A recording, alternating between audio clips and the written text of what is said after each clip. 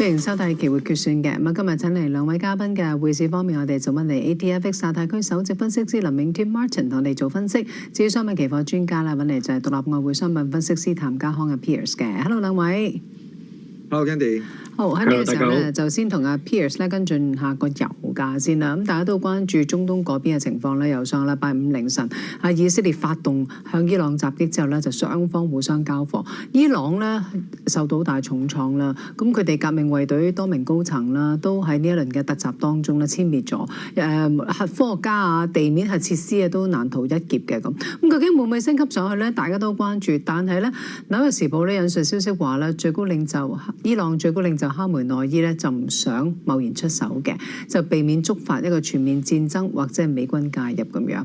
咁啊，暫時阿 Piers 嗰個緊張局勢又再進一步升溫嘅機會係咪真係未必太大咧？如果你睇油價嗰個走勢咧，其實上禮拜五就升咗7%之後，其實今朝咧一度再升6%，大家升幅已經收窄晒㗎啦。係咪都唔多唔少反映大家都覺得呢一輪咧係已經炒完咧嚇？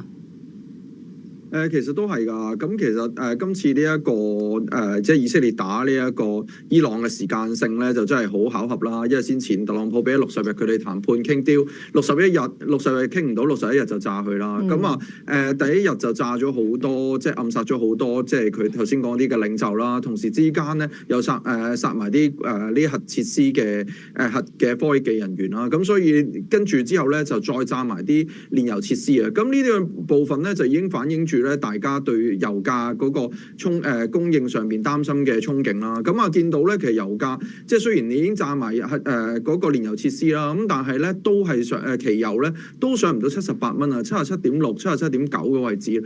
咁見到咁嘅情況咧，今日咧已經係一啲陰燭啦，咁所以都幾大機會咧嗰個油價咧就見咗頂啦。咁俾翻兩個位大家參考啦，頭先講過咧就78蚊啦，或者咧上面大位80蚊嘅位置。畢竟咧戰事嘅變化真係非常之快啦，咁所以咧大家就密切留意。咁參考翻過去咧呢幾年咧呢個戰事上邊嘅衝突咧，永遠都快嚟快去嘅。咁油價咧就每一次反應都係差唔多，咁所以大家可以好好把握啦。如果今次真係好似先前一樣嘅話咧，相信呢一個係非常之好做淡嘅一個機會啦。好，咁至於金價點睇咧？咁今朝咧就去過3450美元左右呢個位置，逼近3500呢個歷史高位，但係而家就碌翻落去嚇。咁大家都係睇住中東嗰個局勢啦，而家暫時嚟講未有進一步升溫。啱啱都講啦，伊朗暫時好似唔敢貿然去報復啦。如果係咁樣，金價短期內再突破機會大唔大咧？除咗你係避險之外，大家都關注美國通脹噶嘛。之前就話如果你即係油價因為呢個戰事係咁升溫上去，可能分分鐘令到通脹升，然後聯儲局咧更加難減息咁樣。咁呢樣嘢又會限制嗰個金價升勢嘅喎。咁阿 Piers 不如同我哋詳盡即係分析一下你對前景，即係對黃金嗰個後市嘅睇法啊！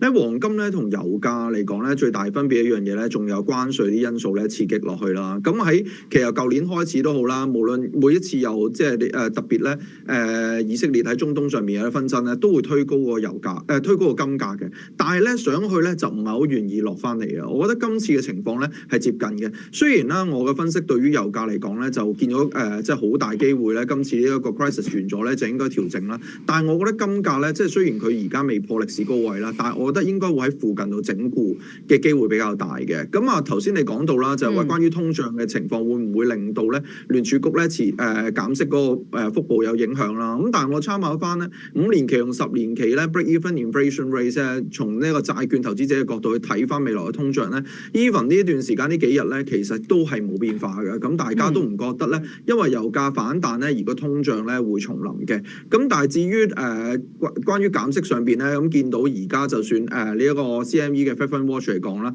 去到年尾咧都係減50點子，暫時就未有太大嘅變化。咁我自己睇㗎啦，金嘅位置咧應該都係輾轉喺個高位度整固啦。畢竟上邊除咗頭先呢一個以色列同埋伊朗啦，咁俄烏又未打完啦，仲有啲新嘅漣漪啦，咁再加埋咧貿易戰咧，應該相信下個月都會有變化，所以個金價應該會喺高位度整固。咁畢竟嚟講咧，呢轉升得都幾快啦。咁如果要追嘅話，大家可以參考啦，即係3420蚊呢個位置。咁啊喺6月有2日啦，都試過上影線喺嗰個位置啦。咁啊所以係幾值得參考。咁啊暫時嚟講咧，而家期金嚟講343幾，咁啊回翻落去3420咧，應該都好快到。咁啊如果想做好嘅話咧，可以喺嗰啲位參考一下啦。好，咁啊講開呢個避險情緒啦，問埋 Martin 啦，喺匯市嗰度咧，似乎咧見到係瑞士法郎咧就受惠到呢一個避險情緒嘅。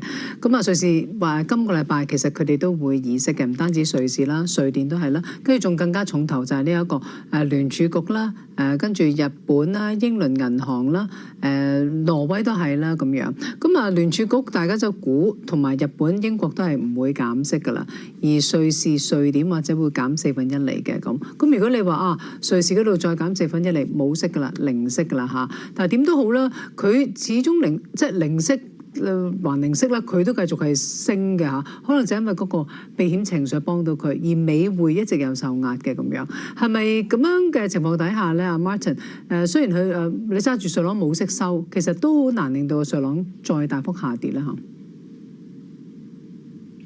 當然啦，就係話我哋睇翻咧以前嘅零息時代啦，即係喺瑞士央行零息時代啦，基本上市場咧對嗰個貨幣嗰個收益率咧，其實就唔係睇得太重嘅。相反啫，就會睇住美元嘅價值啦，以及就係話喺避險嘅情緒方面咧較為重視嘅。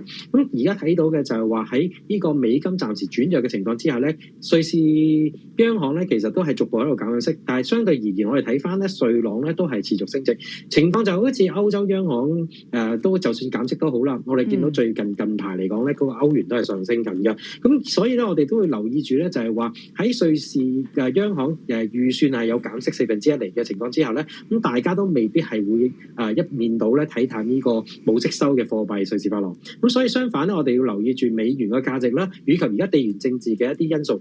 咁當然我哋今次如果我哋純粹喺呢個以色列啊以及伊朗嘅戰爭上邊咧，睇落去咧就好似個地緣政治咧就係再度升溫，但係某程度上我哋仲要留意其他嘅，譬如烏克蘭嘅戰爭啊，以及其他地區嘅一啲中東地區嘅戰爭啊，咁其實都係繼續影響住咧，就係話市場嘅避險情緒。咁所以如果一方面我哋見到美金繼續走弱嘅情況之下，再加上普遍唔同嘅地區嘅地緣政治仍然係繼續有一個情況發生嘅話咧，我哋相信暫時嚟講，瑞士法郎都會繼續有一個上升嘅空間嘅。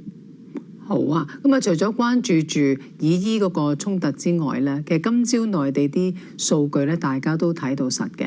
咁啊，問下 Piers 啦，今朝雖然你話內地個固投差過預期，房地產開發亦都係持續下跌嘅，跌成雙位數嘅。咁但係咧，消費遠好過預期，嗰個零售銷售升成超過6%，會唔會係咧抵消咗咧嗰個即係市場對內地經濟前景個疑慮咧？所以見到同經濟個敏感度比較關聯嘅銅價咧，要突破$9800呢個阻力位咧，其實難度有幾大啊 ，Piers？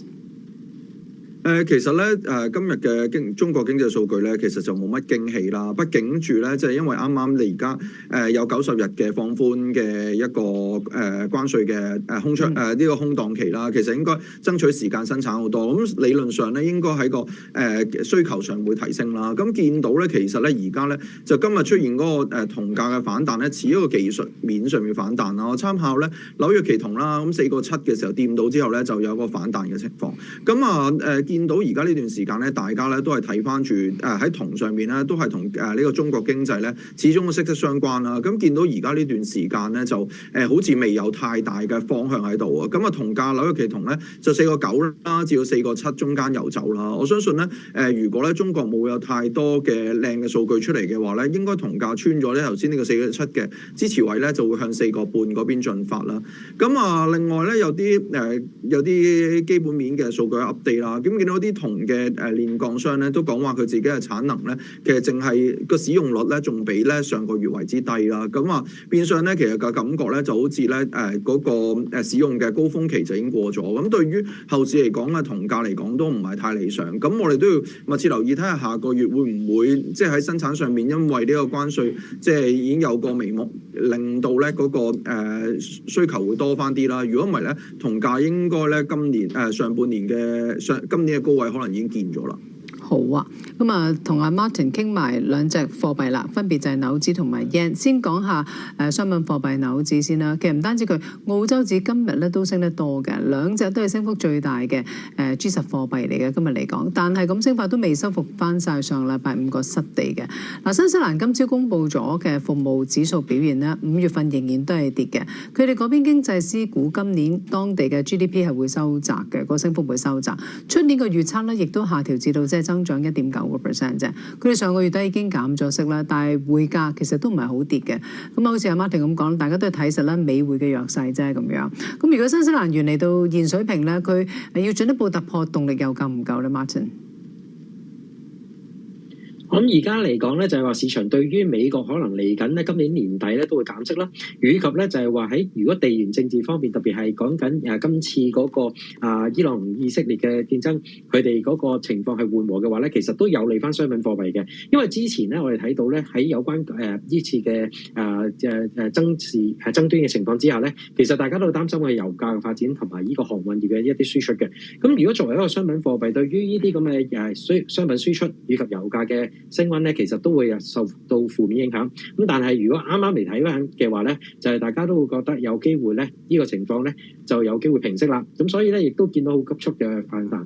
咁另外就係話，始終而家嗰個新西蘭啦，嗰個經濟咧都唔係太理想啦。咁仍然咧，市場覺得有減息空間。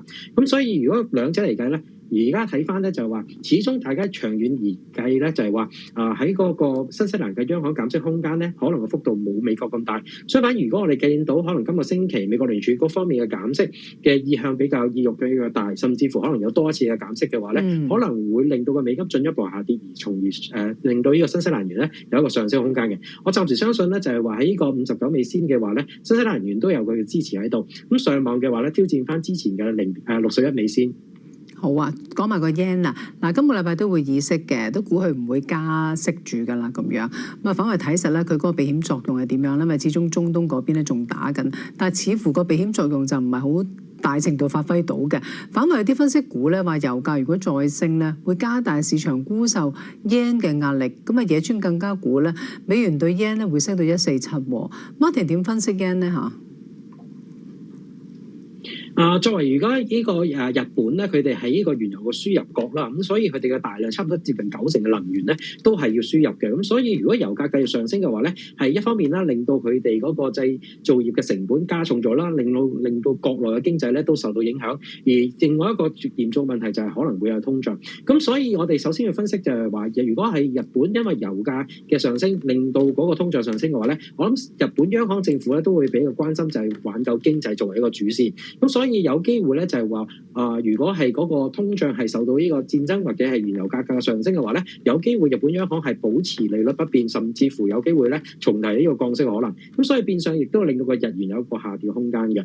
咁另外一個情況就係話，如果係日本經濟有一個復甦，而係由工資帶動嘅話咧，先至有機會咧令到個日本央行說服到我哋咧有機會加息。咁所以而家暫時咧都係存在一個矛盾點啦。咁所以我變相如果睇翻嘅話咧，只可以用圖方面咧就留意住142至到147之間嘅波幅。咁但係如果地緣政治真係繼續升溫嘅話咧，係可能會一方面就係話有一個資金嘅避險情況啦。咁所以令到147嘅關口咧係比較受得住嘅。咁所以相反，如果我哋係投資嘅情況之下咧，見到美元對日元去到147、148嘅範圍咧，反而可能考慮咧就係話可以吸納。咁目標睇翻142至到143之間嘅。好啊，呢一節咧唔該晒 Martin 林永添同埋 Piers 譚家康，唔該晒兩位。期貨決算嚟到呢一度啦。